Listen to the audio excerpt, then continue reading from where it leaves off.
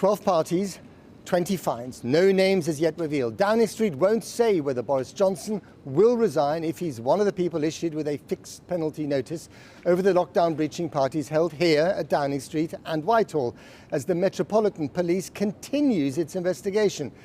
The Prime Minister has not yet informed whether he will be issued with a fine, says Number 10, and the identities of more junior members of staff won't be made public.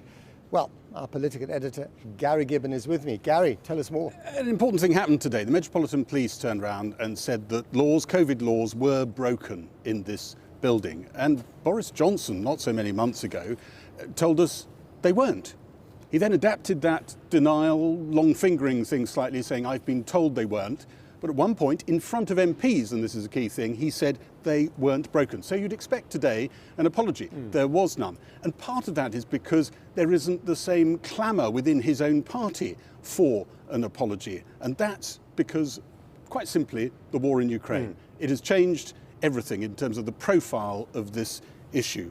What would have been an extraordinary moment of peril for him is actually slightly gliding past without many noises off in his own party. But it raises the spectre of what actually happens if, as you said, Boris Johnson himself gets a fixed penalty notice. And I was talking to people who were very keen on the idea of getting rid of Boris Johnson not so long ago, Tory MPs. They said a couple of months ago they'd have said it was a 70% chance that Boris Johnson does not lead the Tory party into the next general election. They're now saying they think, some of these same people, it's 70% on that he does lead the party into the next general election. Some of them, though, you do find them are saying, well, who knows? The rate this investigation is going on, dragging on, it could be a completely different climate. Ukraine might have gone down people's consciousness a bit. We could have a cost of living crisis. You could have Labour on a double-point lead, and that could change everything in terms of the dynamics of an event like a fine on Boris Johnson. Here's how Westminster took this news today. The Prime Minister arriving at Westminster Abbey for Prince Philip's memorial service. Legal experts think the fines handed out today for Downing Street gatherings that breached COVID laws could well include two that happened on the eve of Prince Philip's funeral a year ago. If these are the low-hanging fruit, as we've heard, they're probably the parties on the night before Prince Philip's funeral in April 2021 and the Christmas party that was held in December 2020, the one that set this all off. I think those are the most obvious and egregious. They're the ones where there's no possible sniff of a reasonable excuse. You know, this was necessary for work because there was no work being done. The police are not confirming which of the 12 gatherings they're investigating have attracted these 20 fines, nor who is going to receive the fines. But today marks the moment the Metropolitan Police decreed that what the Prime Minister repeatedly said, denying the allegations, wasn't true. All guidance was followed completely during Number 10. We followed the guidance at all times. Guidelines were followed at all times. While Boris Johnson was in the Abbey, his spokesman was refusing to acknowledge that the fines meant laws had been broken in Number 10. He would only confirm that Boris Johnson was not getting one of the first batch of fines handed out. The Prime Minister hasn't received a fine. He has always said he would come to Parliament and talk about it if he has and answer questions. And I don't think we should just get into speculation.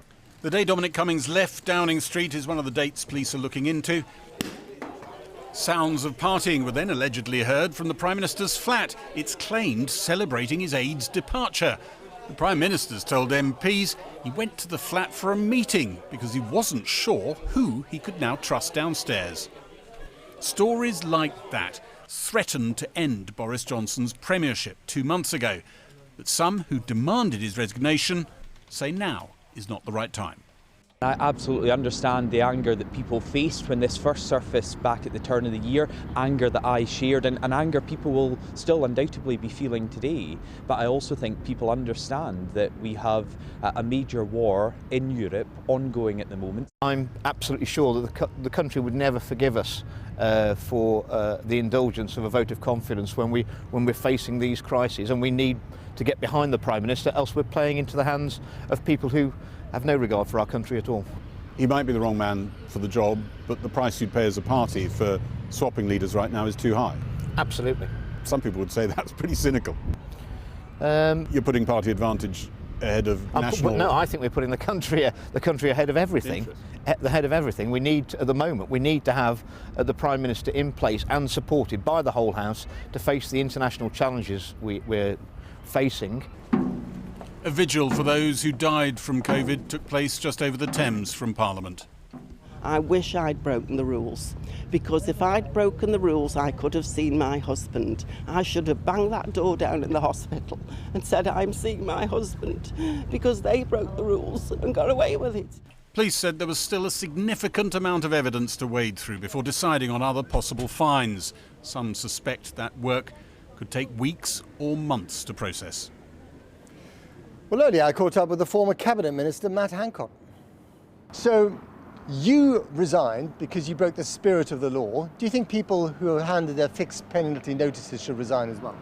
No, I don't. And Why not? Because you've got to look at these things in the round. And we're in a situation where there is a war in Europe, and the Prime Minister is providing leadership, not just for this country, but frankly for the effort of the West against Vladimir Putin. But if he broke the law, he broke the law. And today we know that some people have broken the law. And we know also that we need a Prime Minister right now totally focused on these huge things that matter, and that's what Boris Johnson is doing. And if you think about it, if you look at what he's doing in response to the Russian aggression, So it's okay to break the law in a time of war, even in a war that you're not directly involved in yourself? The Prime Minister's apologised. He's also made changes in Downing Street. Look, on COVID... He's not apologised for breaking the law, he's apologised for the effect of the breaking of the law. What I'd say is that the Prime Minister has apologised. He's also made changes in Downing Street. On COVID, he got the big calls right. We know that because we're one of the first countries out of the pandemic.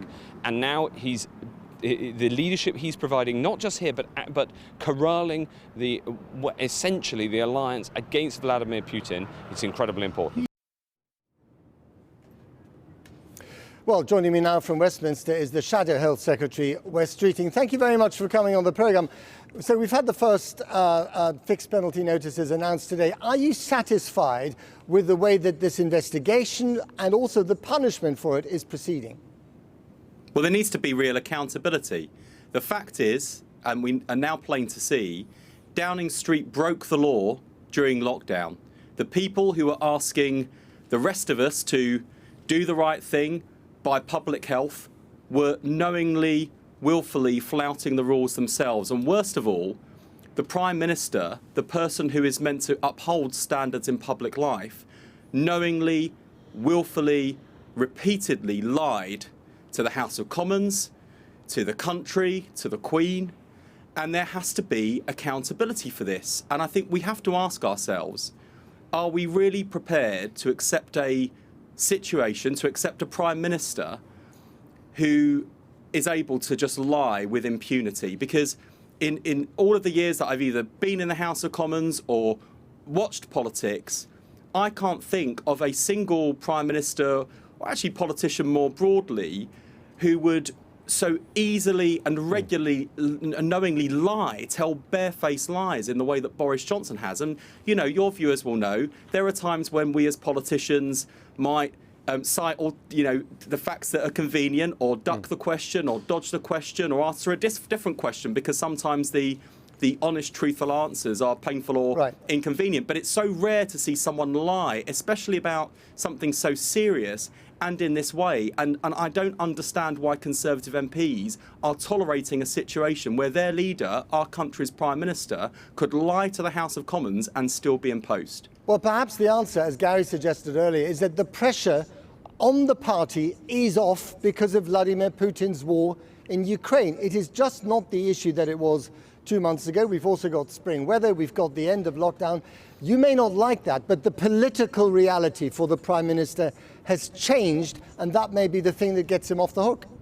Well, Conservative MPs might be content to have a Prime Minister that lies to the country, but I don't think that the voters will put up with it. Just today, I spent time with the COVID-bereaved families at the memorial wall opposite Parliament as they marched to hand a petition into number 10. And I can tell you on their behalf that they are outraged by what has happened today.